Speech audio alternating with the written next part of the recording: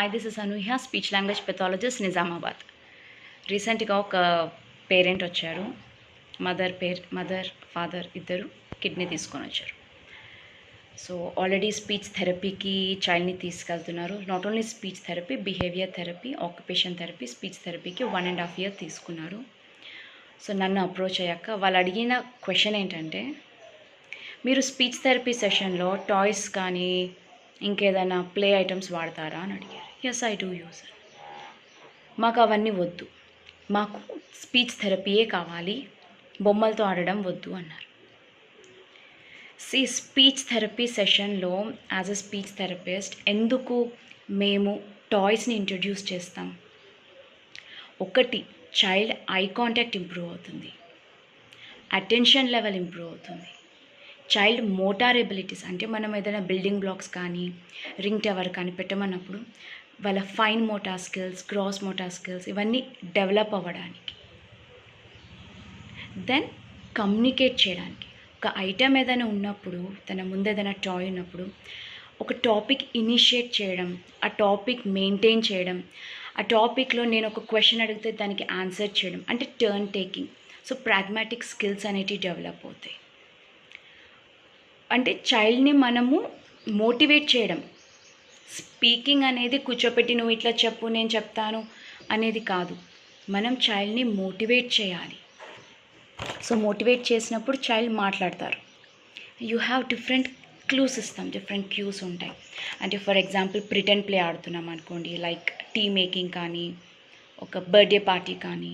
So దానికి కావాల్సి for example birthday party అనుకోండి, we are having a cake setup, మొత్తం ఉంది, నైఫ్, క్యాండిల్ అన్నీ ఉంటాయి టాయ్స్లో.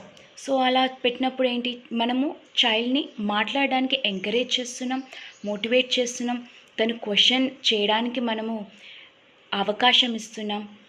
So these are the different areas that we are working. Speech therapist may not say that ఇది మాకు ఇలా చేయడం వల్ల ఇలా వస్తుంది, ఇలా we may not say to you. But మేము యూస్ చేయాల్సిన పర్పస్ ఏంటి అంటే to make sure the child learns all these things. And mean length of utterance అంటే ఇప్పుడు ఫర్ ఎగ్జాంపుల్ చైల్డ్ వర్డ్ లెవెల్లో ఉన్నారనుకోండి, వర్డ్ నుంచి ఫ్రేజ్కి ఎలా షిఫ్ట్ అవ్వాలి, ఫ్రేజ్ నుంచి ఒక సింపుల్ సెంటెన్స్ యూజ్ చేయడం. కేక్ అన్నాడు అనుకో, కేక్ అంతే అన్నాడు.